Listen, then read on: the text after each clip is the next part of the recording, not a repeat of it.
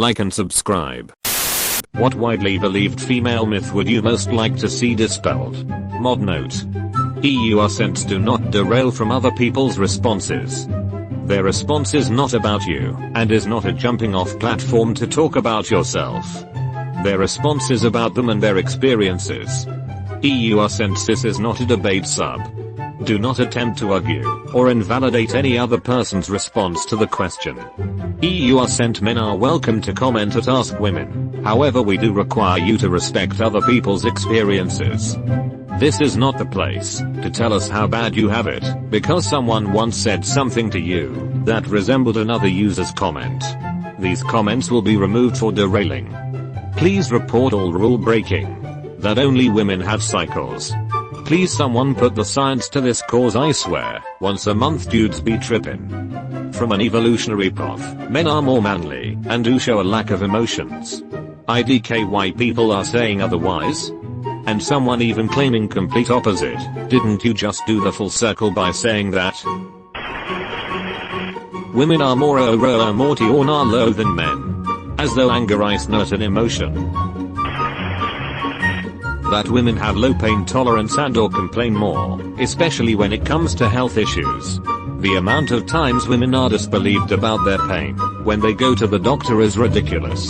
It's often attributed to their period, which is bad on two levels. 1. Your period shouldn't be debilitating to that degree, and if it is, the doctor should find out what's wrong and help. Ovarian cysts, endometriosis etc. And 2. It might be a serious issue not related to the reproductive system, that gets ignored and dismissed. That all women have maternal instinct or want babies. That we all bleed when we have sex for the first time. That we know how to instinctively raise a child, and then get stuck with most of the child raising. That we're role or word to be emotional when in reality it is used as a weapon to discredit and invalidate us in both social and professional circles. That our bodies are more mysterious and ampliated when in reality it is BC it is old. White men choosing what medical research gets funding and insurance coverage and our needs get pushed to the side.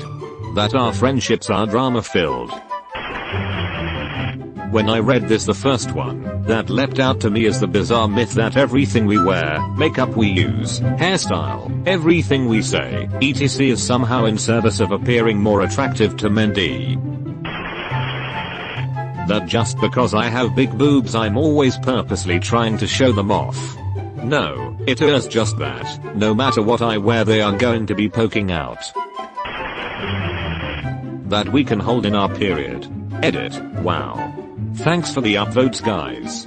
A lot of you don't believe that this is a thing, but here's an article, https://google.com/am/s/www. Mirror. Co. UK/news/UK news/teenage meninist sparks fury anti 9,067,035. AMP, which I read, and the depressing part is, there are more men like this out there. That the vagina stretches with 6, and that it's immoral for a woman to have a high number of sexual partners/enjoy sex. That women are more gossipy or catty. I've been friends with both men and women. Men are just as prone to gossip and talking about people behind their backs. That we hate each other. That all female friendships are secretly competitive frenemyships, and any two women who are at friends must be at absolute war. And that when we do hate each other, it must be due to competition over men or horrors prettier. Periods don't make us malfunction emotionally. I can be angry/annoyed/hurt/ in a debate during my period while I am sick, and still have valid thoughts and emotions. Also, while we're on that subject, PMS literally stands for premenstrual syndrome. As in, before your period. Not during. Also that only women start drama /*LOOKS skeptically through basically the entire world history. Right. All you need to do is watch The Bachelorette for 5 minutes to see men cause a lot of drama. You two are ito vertical bar the drama does not get any bigger than war, does it? and thatter has been going on since the start of time. I still think it goes back to trying to prove horror's got the bigger. Not just history, but crime rates. Violent assault, murder, manslaughter, etc. Classic projection. I think dramatic in general is a sexist term used to gaslight women, when fear is saying something other people don't like. When people attack the person instead of what they said, good chance they have found a mental pathway to dismissing them. I never really thought about this, but you're right. Majority of bad stuff that has happened in history was caused by men and their egos, emotions, bad communication skills, etc. I'm a man that can speak from experience on children better than adults, as I coach both boys and girls, ages 8 to 12. Boys, generally, are much more emotional than girls. They cry more, they throw more tantrums, they sulk more, they show worse body language, they mishandle change more. I could go on and on. It's not even close. As a guy I buy this. Men also project more of their feelings onto others. Case in point, see above. I cannot tell you how many times as a guy I just want to go, real this boils down to is you don't want to be the bigger person. My theory is, because people pretend boys don't have emotions, or should suppress them, fear are never taught to handle their emotions. They don't learn to identify how they are feeling, healthy ways to express it, the language to describe it, and think about it, and communicate about it. Meanwhile girls get taught that stuff, and can regulate much better. Moreover, girls are expected to manage their emotions appropriately, although they do get more empathy in expressing them.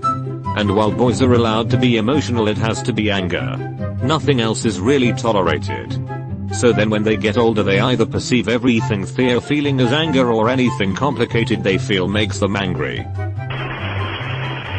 A study showed this effect.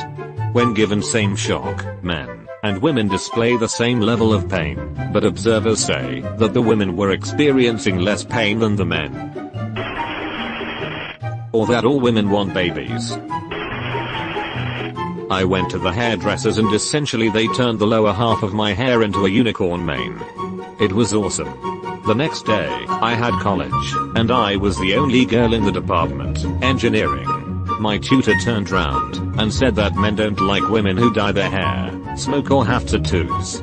I said good, I don't want a guy who just looks at my appearance. In his defense, he'd never said a word to me before about how I looked, other than complimenting the awesome space skirt I made, and he certainly never did after. He was a good teacher, and I learned a lot. Edit, I feel like I've given people the wrong idea about my old tutor. That was the only time he ever made a sexist comment to me, not just because I shut him down, but because he was very respectful in general. If you came to class on time and worked hard, then he gave nothing but praise. I genuinely wish that he had social, because I'd love to get back in contact with him, even if we just talked maths. People do often act as though boob size tells you something about a woman or her sexuality or her personality. We don't choose the size. We may end up being influenced by how people treat us because of our breasts, but breast size is not an indicator of anything. Yes, I want to wear cute tops that are flattering without people ogling at my boobs, as if I put them on show. Where baggy/oversized/boxy tops end up making me look bigger. But wearing something more fitted looks more sexualized.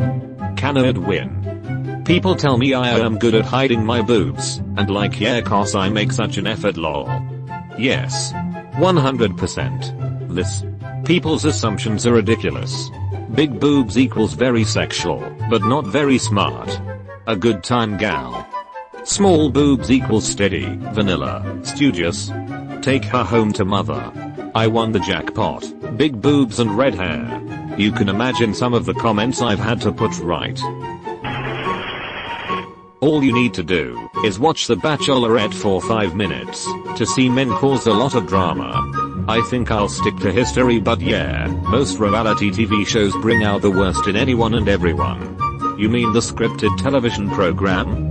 Surely we can agree that is not an example we should ever apply to real life. Dude, they were hella crying last episode. If it wasn't a drama, it was about their lives. Drama queens. Or RuPaul's Drag Race. I don't ever want to hear that women are dramatic and emotional ever again. This is so true. Episode 2 of the new season and already so much drama. It is the same with babies. If a male and a female baby cry, the participants were more likely to believe the boy was in more pain. Again, this was babies. And it would probably still apply if it was videos of the same baby wearing either a blue or a pink onishi. Lol, I bet they could even use the same baby for both genders in that experiment, seeing as you can't really tell a baby's sex if it has a diaper on. You know, an extra control and reduction of variables make the conclusion even more certain. This makes me so sad. I didn't know this bias went back that far. Source: very interested.